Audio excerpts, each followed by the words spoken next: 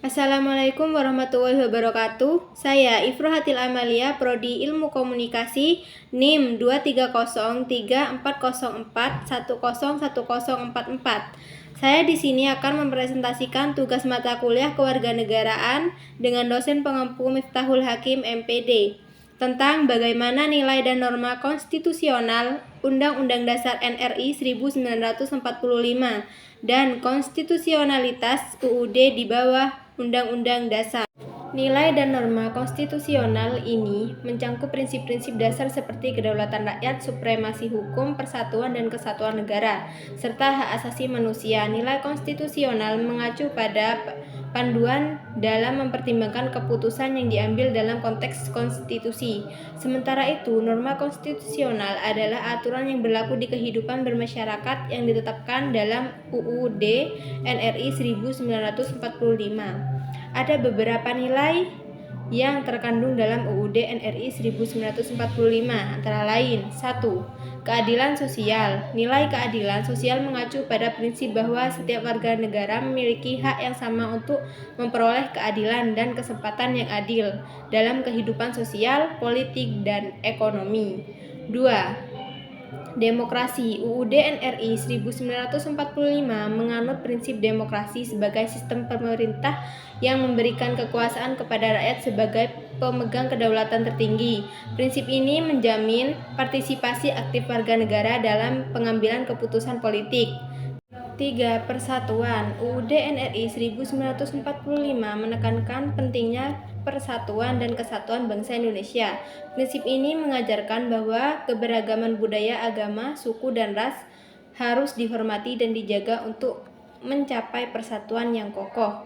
4. Keseimbangan. Hak dan kewajiban. UUD NRI 1945 menekankan pentingnya keseimbangan antara hak dan kewajiban warga negara. Setiap warga negara memiliki hak-hak yang dijamin oleh konstitusi, namun juga memiliki kewajiban untuk menjaga keutuhan negara dan melaksanakan tanggung jawab sosial.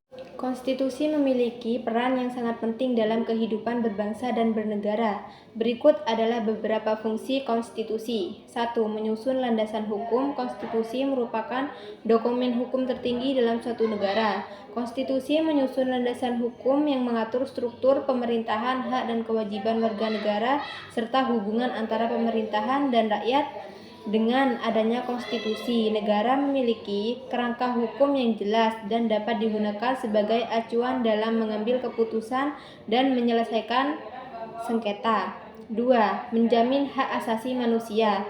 Konstitusi menjamin hak asasi manusia yang mendasar bagi setiap warga negara. Konstitusi melindungi hak-hak seperti kebebasan berpendapat, kebebasan beragama, dan hak atas kehidupan, hak atas privasi, dan hak-hak lainnya. Konstitusi juga melindungi warga negara dan menyalahgunaan kekuasaan oleh pemerintahan.